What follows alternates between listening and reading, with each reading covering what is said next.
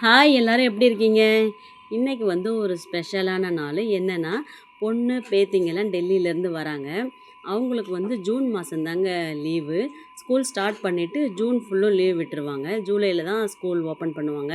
அவங்க வராங்கல்ல, அதனால் வந்து ஸ்பெஷலாக சமைச்சிருவோன்னு சொல்லிட்டு பிரியாணி தாங்க ரெடி பண்ணலான்னு தக்காளி, வெங்காயம் எல்லாமே நான் கட் பண்ணி கொடுத்துட்டேன்.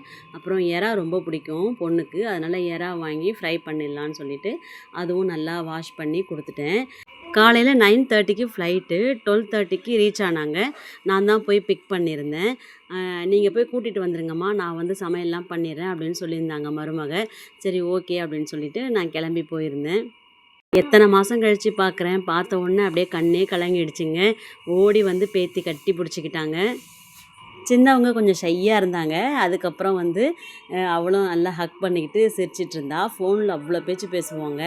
நேரில் பார்த்தோன்னா கொஞ்சம் அமைதியாக இருந்துட்டு அப்புறம் நார்மலாக ஆயிட்டாங்க. நம்ம வீட்டு பொண்ணுங்களை கல்யாணம் பண்ணி கொடுத்து அவங்களுக்கு குழந்தையெல்லாம் பிறந்ததுக்கு அப்புறமும் கூட அவங்க நம்மளுக்கு குழந்த மாதிரி தாங்க எப்போவுமே. டெய்லி ஃபோனில் பேசுகிறது தான், இருந்தாலும் நேரில் பார்த்த உடனே ஒரு மாதிரி ஆயிடுச்சு. கொஞ்ச நேரம் என்ன பண்ணுறோன்னே தெரியல. அப்படியே ஸ்டன்னாக இருந்தேன்.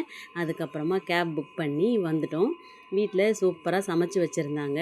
சிக்கன் பிரியாணி, சிக்கன் 65, அப்புறம் வந்துட்டு எறா கிரேவி மாதிரி, அப்புறம் முட்டை எல்லாம் பண்ணி வச்சுருந்தாங்க. ஸ்வீட்டு எல்லாமே வச்சு சூப்பராக விருந்து சாப்பாடு கொடுத்தாச்சு.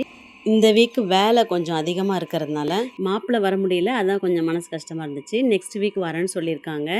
இதாங்க நம்ம வீட்டில் இன்றைக்கி ஸ்பெஷல். Okay bye. நெக்ஸ்ட் வீடியோவில் பார்க்கலாம்.